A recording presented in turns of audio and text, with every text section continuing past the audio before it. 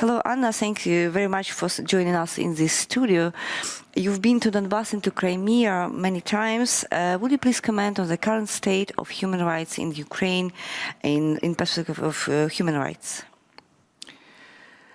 Well, there are quite a few issues currently in Ukraine that we are concerned about, and they have to do both with those violations that we believe are committed by the Ukrainian state and those that are committed in so-called Donetsk Republic, Luhansk Republic, and in Crimea. If we're talking about Ukraine, one of the key concerns that we have is the unfinished business of investigations and accountability. If we're looking into investigations into Euromaidan events, we see that very few investigations have been opened, and compared to the number of cases that have been documented, and even fewer have resulted in tangible outcomes. The situation in Crimea remains incredibly tense, and just recently, Amnesty International voiced its concerns about the proposed closure of Majlis, about ongoing persecution of Crimean Tatars, and general overall state of repression of civil society. And finally, a fairly big issue that we are worried about, although I would have difficulty citing particular cases in this situation because the investigation is still ongoing, is the reality of post-war and post-conflict situation in the East. And I say post-conflict with significant hesitation, because it is very difficult to claim that this conflict is over. As we know, shelling continues, be it sporadic, but it does result in destruction, for example, of civilian property in certain villages. But also, what I'm sure you know about, because it is being reported in the media, is the tactics of so-called dirty war by both sides, which means disappearances, arbitrary arrests, and overall repression against those who are believed to in some way or another collaborate with the other side. Of course, in addition to all of that, there is a growing concern about the state of freedom of speech, freedom of the media and civil society in Ukraine, as we know that, and again, you know, that concerns both the territory that is controlled by the Ukrainian forces and those that are controlled by the other side. We know about the situations where journalists have been stopped from entering these territories, working there, or even arrested, and of course, this is of grave concern to us. Is there any difference in the conditions of your work of Amnesty International on both sides? I mean, in the east, in the rebel-controlled territory, and on the Ukrainian side? And the same question for Crimea. Is Amnesty International able to monitor and to inspect the situation in Crimea now?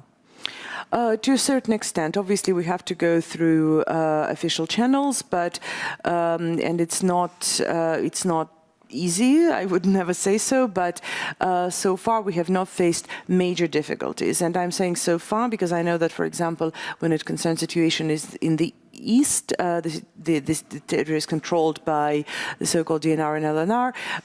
From what I understand, it has become increasingly difficult for journalists, for independent observers to access these territories from 2016. On the Ukrainian-controlled territories, we so far have not faced any major difficulties. But again, I don't think it's time to relax, because the situation could change very quickly. Mm-hmm. I see. Let's talk about Ukrainian prisoners in Russia. We know some of them, like Savchenko, was sentenced to 22 years in prison on the next week, and we know some other people are also detained in Russia, like Sentsov. What could be done by human rights protectors, by Amnesty International in these cases, and how to stress the necessity to free them as soon as is possible? Well, we issued statements on all of these cases, basically stating very clearly that the trials have nothing to do with fair trial standards and that they were highly politicized, and that from everything, from the information that at least we had available to us, there were multiple procedural irregularities and violations in both cases. And of course, unfortunately, you have to understand that we cannot take a political stance on those cases. So unfortunately, probably the only thing we can push for is a retrial, although pragmatically we understand that the retrial by the same system is very unlikely to have a different outcome. But again, we have to operate within the framework of the law, and the only legal process to ensure justice for those prisoners is to have some kind of trial to resolve those situations, given that accusations against them have been stated. But of course, what's happening right now is a completely Kafkaesque process where it's almost ridiculous to talk about procedural violations because every single part of this trial does not meet any international standards. I see.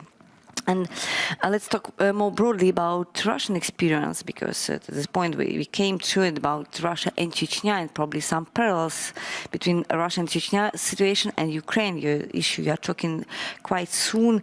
Would you please comment on this issue? Which parallel do you see between both situations? Well, just having worked a lot in Chechnya and in Russia, and watching what's happening in Ukraine right now, I'm quite worried about some of the familiar patterns. And the key here is to remember that there is no such thing as local or localized conflict. That localized conflicts have tremendous effect on the situation in the country as a whole. And when you look at Chechnya and how it affected the situation in Russia, you start seeing that the conflict in Chechnya, right, with all its violations that were happening there, but just looking at how it affected the situation in Russia more broadly, you start seeing that some of the key problems, violations, repressions that we're witnessing right now have their roots in how Russia was dealing with Chechnya. And to just give you a couple of examples, now, of course, there is not much talk about the freedom of media in Russia. Most of the independent media have been closed or face very significant difficulties in operating.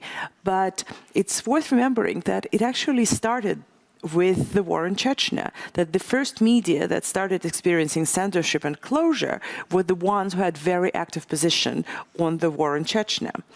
The same goes for NGOs and civil society organizations. Some of the first ones, such as Russian-Chechen Friendship Society, were the ones that were dealing with the situation in Chechnya. Memorial, that is facing it's a big, one of the largest Russia's human rights organizations that is under a lot of fire and pressure right now.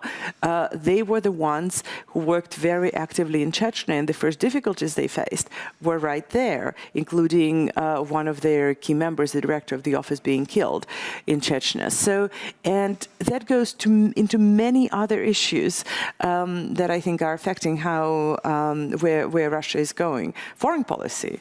In the long run, I think the situation in Chechnya had very serious effect on Russia's foreign policy and how it positioned itself in the global war on terror and the benefits it reaped from it. Why do you think that the Ukraine runs the same risk with non-controlled territories? I think the risk is there. I don't think Ukraine is there yet. I would never say so. But I think it's when you start seeing it, some of the reactions in the media, in the social media, to, for example, those who dare to express the point of view that is not exactly in line with the official line of the Ukrainian government. And again, so far it's fairly subtle, with few exceptions, but it's definitely there. When you see, for example, even in our work, when we dare to criticize Ukrainian authorities, we get a lot of criticism. Not to the point of being closed or facing any major difficulties in our work, but again, it all starts in a subtle way, or in some cases not so subtle, but I think the danger is there, and that's where I think it's important to look at Russia's experience right now, even though it's different, it's not exactly the same. But the broader point there is that you cannot, first of all, you cannot decide that the rule of law, for example, applies to certain citizens and does not apply to the others. You cannot decide that it applies to one territory and does not apply to the other. You can never say that because the other side in a conflict or in a post-conflict situation is committing all of those abuses and, for example, detains Ukrainian journalists or doesn't allow them to operate, that you would do the same. Because you are the legitimate authority in the country and you have the power to actually enforce the rule of law and to protect human rights, the power and the responsibility. And you can never take the slippery slope to aligning yourself with the kind of violations, the kind of behavior that the other side to the conflict displays. Mm-hmm. Thank you very much, Anne, for an extremely interesting talk about human rights in Ukraine and in Russia. Thank you very much.